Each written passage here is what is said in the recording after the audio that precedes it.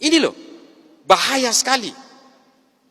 Kemudian yang saya kisahkan kedua adalah ketika kemarin Densus melakukan penangkapan di Poso sebanyak 22 orang secara serentak di semua sekitar Poso, ada Tojo Una-Una, Ampana, dan juga di kota Poso ada salah satu anak muda yang saya wawancarai, saya interogasi.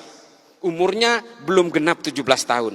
Dia ditangkap karena dia ingin melakukan aksi teror, melakukan latihan-latihan militer untuk naik ke Gunung Biru menggantikan kelompoknya Ali Kalora yang sudah dihabisi. Nah, dari hasil interogasi itu adalah dia ini siswa SMA 1 Poso. Akademisnya bagus, nilainya bagus, punya kecerdasan. Lalu dia keluar dari sekolah itu, dia berhenti. Karena apa? Dia mendapatkan pemahaman bahwa sekolah ini dibangun oleh negara Togut dengan biaya-biaya dari uang riba. Coba.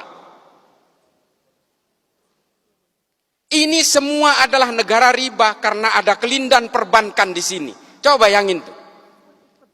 Ini kasus yang pertama. Kasus yang kedua, ada seorang mahasiswi Gunadarma yang dia meyakini bahwa karena bank itu adalah riba, lalu semua ini menjadi riba, termasuk jalan aspal yang melibatkan bank, gaji pegawai negeri yang melibatkan bank, sehingga menurut dia KTP pun itu adalah benda haram. Sehingga apa?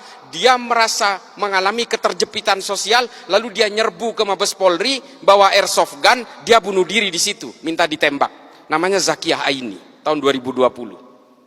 Temuan-temuan seperti ini kemudian saya mengambil kesimpulan adalah bahwa paham-paham yang seperti ini pada akhirnya memberikan kita kepada dua pilihan. Either kita menjadi orang munafik atau menjadi kita manusia-manusia yang sempit.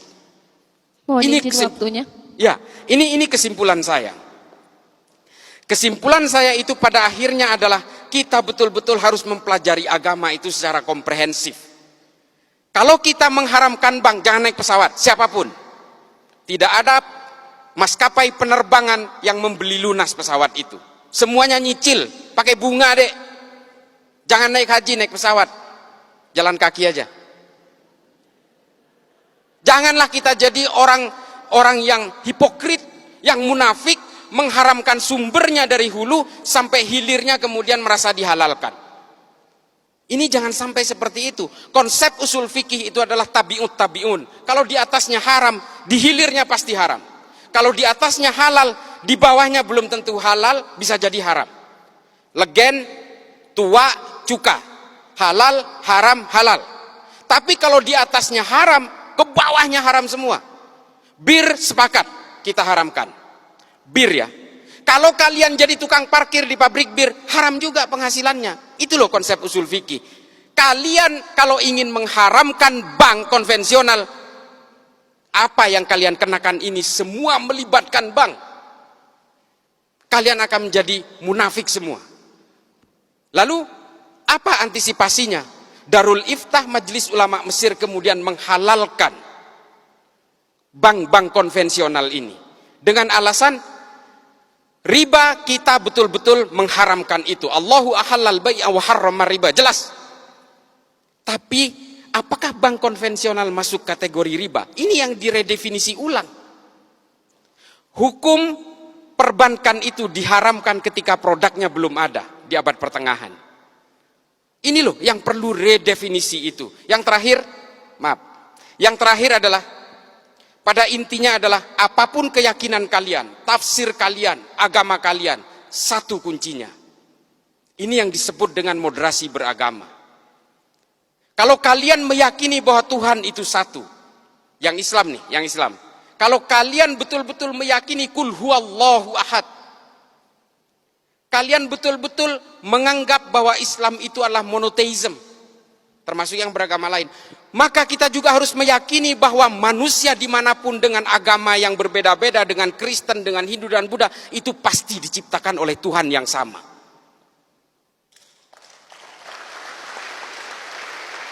Ini tolong kalian rekam. Kalau kalian ini diciptakan oleh Tuhan yang sama, lalu untuk apa kalian itu bertikai dengan keyakinan dan keimanan itu? Itu loh kuncinya. Itu yang disebut moderasi beragama. Moderasi beragama ini bukan sekuler, bukan liberal, bukan. Tetaplah kalian dengan keyakinan-keyakinan agama dan tafsir-tafsirnya itu. Satu saja, jauhi kebencian, jauhi kekerasan, jaga nama baik agama masing-masing, supaya apa? Supaya agama kalian ini tetap menjadi daya tarik. Kalau agama kalian ini lebih identik dengan kekerasan, kebencian, caci maki dan sebagainya, jangankan orang yang berbeda agama yang mau tertarik dengan agama kamu, orang yang seagama dengan kamu aja bisa saja meninggalkan agamanya. Kita paling terakhir banget nih, mumpung lagi ngobrol MC-nya. Paling terakhir banget. Kita selalu mencatat bahwa ada orang non-Islam masuk Islam. Oh, kita girang banget. Sinead O'Connor masuk Islam. Wah, keren.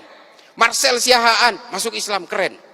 Kita hanya menghitung secara statistik orang non-Islam yang mengkonversi agamanya ke dalam agama Islam. Tapi kita tidak pernah mencatat orang Islam yang keluar dari Islam, tidak pernah ada prosesinya, tidak pernah ada statistiknya. Karena KTP-nya tetap Islam, tapi dia sudah menjadi agnostik atau menjadi ateis. Kenapa?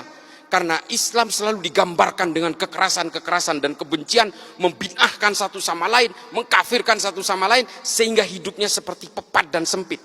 Agama bukan tujuannya untuk itu. Agama itu adalah melonggarkan berbagai isi batinnya tanpa menghilangkan konsep-konsep teologisnya, tanpa menghilangkan kehausan spiritualnya. Gitu ya. Terima kasih banyak. Ini agak sedikit ini. Mudah-mudahan ini bisa menjadi manfaat. Kurang lebihnya mohon dimaklumi karena saya yang fakir ilmu ini. Terima kasih. Assalamualaikum warahmatullahi taala wabarakatuh.